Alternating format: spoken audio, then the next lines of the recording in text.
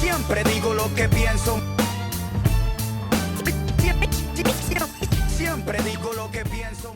No, identificables. Son redes, redes que por internet se comunican, y hay los que defienden a gente local contra las plantaciones de pinos o de eucaliptos, ¿no? Como aquí, yo creo que ha habido aquí conflictos con Smurfit, igual que en Colombia, en Venezuela. Y el eslogan que usan es: las plantaciones no son bosques. Las plantaciones de eucaliptos que se tragan el agua, etc. Luego hay redes internacionales para la defensa de manglares contra camaroneras o contra hoteles catalanes o españoles, quizá. Defensa de manglares porque la gente muy frecuentemente vive del manglar en zonas pobres, ¿no? Luego hay redes internacionales contra minería a cielo abierto. Hay una red internacional que se llama Oil Watch, que se fundó en Ecuador, pero le pusieron Oil Watch para comunicarse en inglés con los de Nigeria o con otros lugares del mundo, en Angola, ¿no? Donde hay conflictos locales por extracción de petróleo.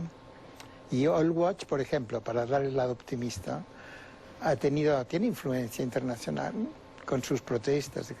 Y luego tuvo una idea muy buena, que es dejar el petróleo en el suelo, en lugares muy sensibles ambientalmente y también socialmente, con población indígena no contactada, por ejemplo. En Ecuador, en este caso. Y en Perú también hay. Entonces, Oil Watch propuso esto el año 1997. ¿Pero qué ocurre en la práctica? El 97, en Kioto. Porque en Kioto se decía: hay que frenar las emisiones de CO2. Hemos de producir menos dióxido de carbono. Pues lo más lógico es dejar un poco del petróleo, del carbón y del gas que se extrae, dejarlo ya en tierra. Porque si sacamos todo el carbón, petróleo y gas, la concentración de CO2, que ahora está en 400 partes por millón, subiría a 500, 600, 700, y la temperatura aumentaría muchísimo. No se puede sacar todo esto y quemarlo en los próximos 100 años, como pasaría si el crecimiento económico continúa tal como todo el mundo quiere crecer. Los ricos también quieren crecer.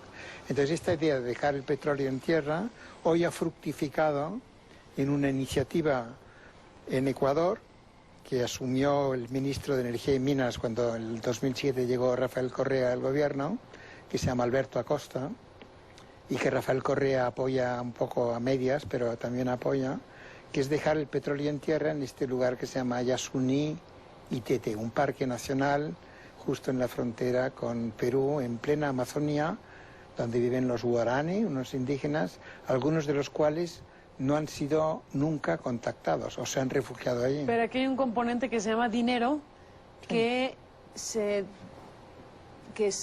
destina para frenar esa explotación. Ese dinero viene de algunas organizaciones, como tú dices, y que frena lo que de otra manera se explotaría. Bueno, esto sería lo que ojalá esto llegue a buen puerto, ¿no? Porque la idea es que ahí hay como 850 millones de barriles de petróleo pesados. Como es pesado, vale un poco menos del petróleo más ligero.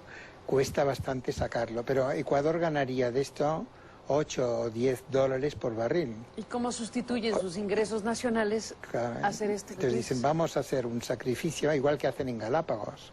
También Galápagos lo podrían convertir en un lugar de hoteles y casinos, digamos, ¿no? Y no lo hacen porque hay tortugas y tiene una historia antigua, y Darwin pasó por allí, todo. Como aquí en México, como en todas partes, hay zonas protegidas. Supongo que aquí a nadie se le ocurriría aquí poner un casino de 10 pisos en el Zócalo. No des ideas, ¿eh? A lo mejor a alguien sí se le ocurriría, si se abre la puerta. Habría críticas. El patrimonio cultural hay que conservarlo, y el patrimonio natural también, ¿no? Sobre todo cuando hay gente viviendo ahí. Déjame hacer una pausa, Joan, y regresamos en esta conversación.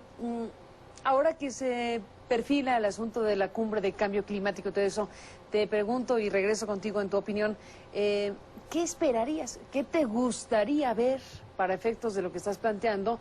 Pues al final de cuentas, en las decisiones internacionales, en lo que hacen y dejan de hacer los países y los gobiernos y los organismos multinacionales. Después de la pausa, te escuchamos.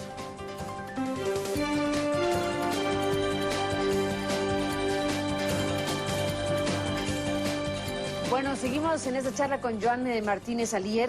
Te decía antes de irnos a la pausa que como economista ecológico, ¿qué te gustaría ver? ¿Qué es lo que quisieras ver? No necesariamente que lo vayas a ver, pero ¿qué te gustaría ver en la cumbre más cercana, que es esta sobre el cambio climático? Claro, porque lo que estaba ocurriendo hasta el 2007 era que las emisiones de dióxido de carbono estaban aumentando 3% cada año, con este boom económico que ha habido hasta el 2008.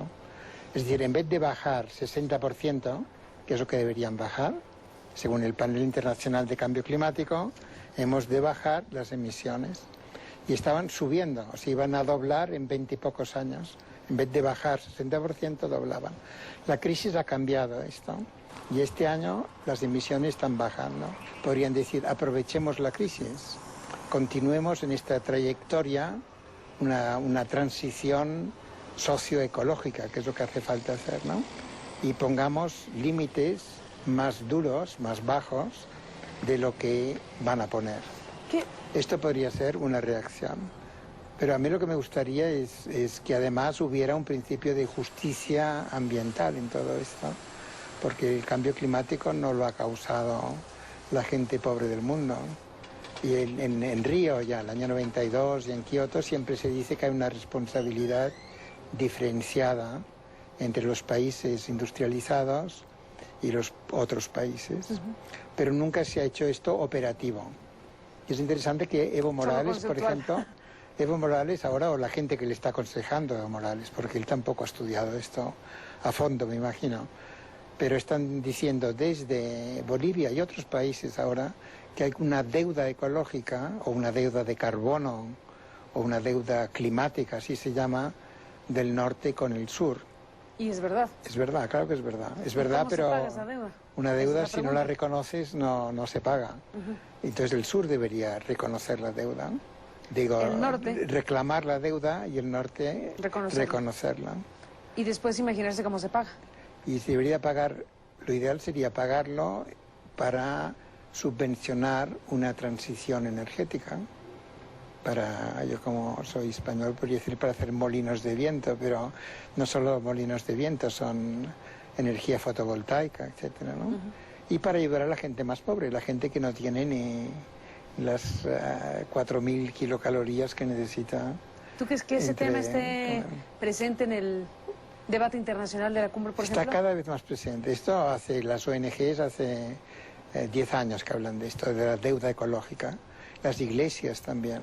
Por ejemplo, yo estuve hace poco en Ginebra, aunque yo no soy muy de iglesia, pero el World Council of Churches, el Consejo Mundial de Iglesias protestantes, apoyaron, y está en la web, una declaración diciendo hay que reconocer esta deuda ecológica. Entonces empieza a haber algún gobierno del sur que está apoyando esto. Y las islas pequeñas del Pacífico, que si sube el nivel del mar las van a inundar. Estas hace años que hablan de la deuda ecológica. Y lo mejor de la deuda ecológica, bueno, que se pague y que no aumente. Esto sería lo mejor, ¿no? Que no aumente más, porque no produzcamos más aumento del efecto invernadero. Déjame, Joan, hacer una pausa y regresamos en la parte final de esta conversación. Te apunto una inquietud. ¿Qué, si es medible o por lo menos tener un aproximado grado de conciencia encuentras en el mundo científico, en el mundo de los economistas, en los gobiernos, en la ciudadanía de estos asuntos? Tú eres una persona importante en lo tuyo, sin duda. Formaste en su momento parte de un comité en Europa muy relevante en esta materia, el Comité Científico de la Agencia Europea de Medio Ambiente, y eres fundador y fuiste presidente de una organización que, bueno, que es tu carta de presentación, digamos, de lo que nos estás hablando, en este caso de esta Sociedad Internacional de Economía Ecológica. Déjame hacer una pausa y te pregunto, ¿cuál es tu pulso? ¿Qué ves en el mundo precisamente de si nos damos o no cuenta de este tipo de problemáticas? Después de la pausa, te escuchamos. Bueno, se acabó el tiempo. Joan Martínez, ¿cómo te despides? Casi con una frase. Con una frase sobre esto, la conciencia de estos asuntos. Yo creo que hasta ahora los economistas han sido demasiado importantes en los debates políticos. Es decir, el PIB, ¿no? El PIB es como Dios y los profetas. Si crece el PIB o no crece el PIB. Y es interesante ver que ahora empieza a haber críticas desde algunos políticos, un poco tarde diría yo, ¿no?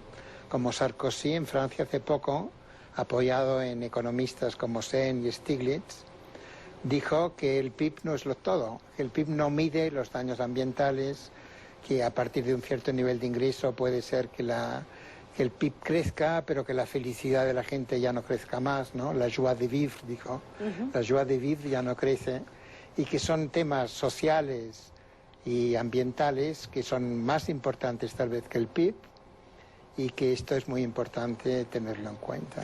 Pues muy importante tenerlo en cuenta. Joan, te agradezco mucho que nos hayas permitido escucharte y conversar contigo en este programa. Bienvenido a México y gracias por estar aquí. Muchas gracias. No hay armas, yo me la juego inteligente. Siempre digo lo que pienso.